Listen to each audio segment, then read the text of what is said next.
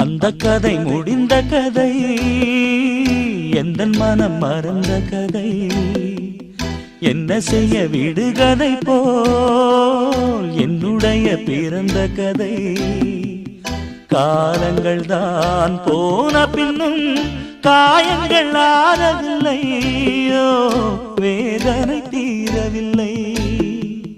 சொல்லிவிடு வெள்ளி நிலவே